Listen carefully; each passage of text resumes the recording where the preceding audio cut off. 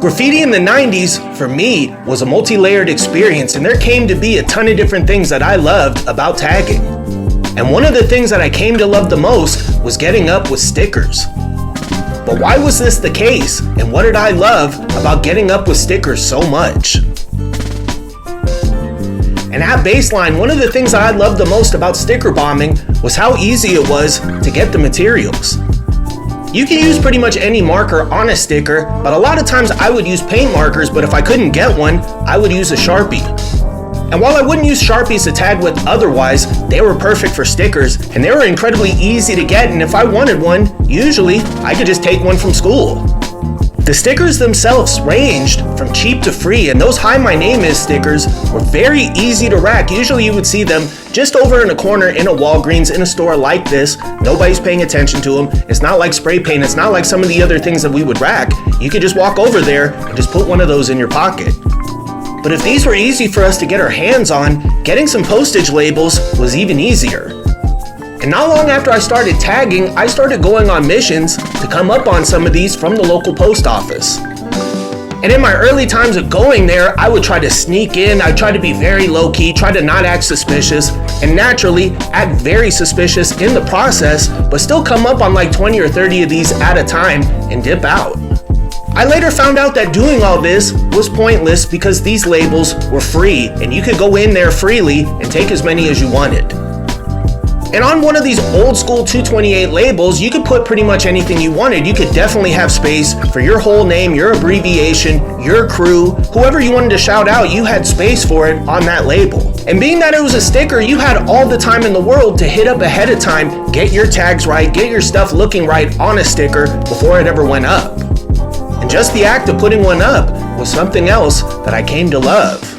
Being primarily a bus hopper usually meant that I would get up with these on buses, but I would hit the streets with them as well. And I found the backs of signs to be absolutely perfect for stickers. But on buses, they were the perfect way for you to get up and remain undetected.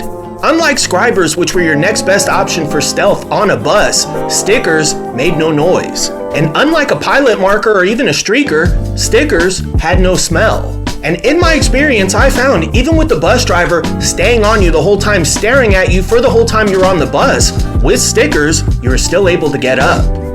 As I've talked about previously on TikTok, tagging on the back of a seat with a marker was one of the most toyish things you could do as a bus hopper, with tagging on the floor being a close second. But for whatever reason, using stickers on the backs of seats was considered valid. So if this bus driver was watching you the whole time, you could be removing the back of a label as I'm doing right now, put that sticker up, and that dude could keep staring at you and have no idea you just tagged. And usually when I was getting up on a bus with stickers, they would go on the back of the seat, but sometimes they go on the side or even underneath the seat as well. Some riders would even put them up on panels or even on the ceiling of the bus, but I never did that, and I felt like those areas were made for people to hit up with markers, and I personally didn't want something in the way that was going to take up space.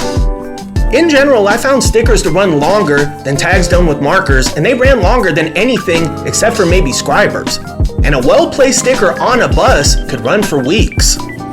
And while I mostly used stickers to stay under the radar and get up when a bus driver was on me, I also found you could be hot with them too.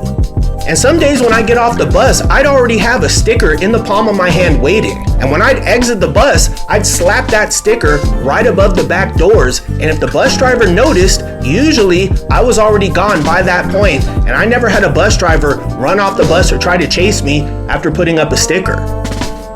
But bus hoppers weren't the only riders in San Francisco utilizing stickers, and some of the best riders in the city's history were using them during the time I was active.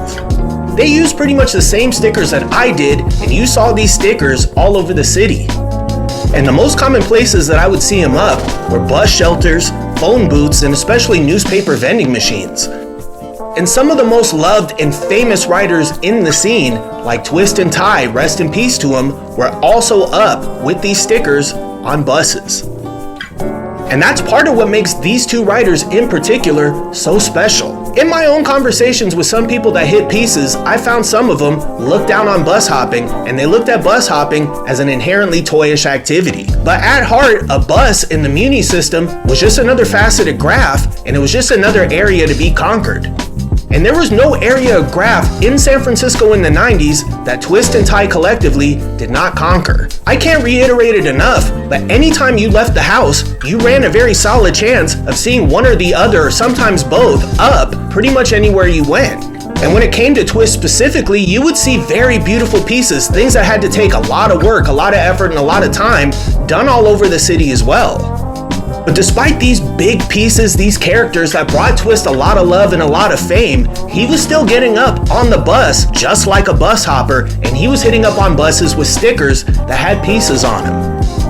And during the 20-odd year period that I was away from the scene, a lot of things changed. But one of the things I love the most about stickers is that pretty much everything I said about them in the 90s still applies to now. Most importantly, you can still get labels from the post office for free, and unlike me, you don't have to undertake any kind of goofy racking mission to go get them. You can just order them online. They're still incredibly stealthy to use, and they're still a pain to get off any surface, but in my opinion, their true value is in using them to practice, and especially to practice hitting pieces. Putting two of these stickers together horizontally gives you a lot of space to work with, but honestly, you can hit a piece or a throw up on just one of these alone. And when you're working out styles or letter combinations or even names, if you come up with something you like and you think is dope, you can go out there and put that sticker up, and you can be running with a piece while you're still learning to do them. That alone, in my opinion, makes stickers worth using, and I had so much fun in the 90s using stickers that the memories alone will probably carry me even if I never use one ever again.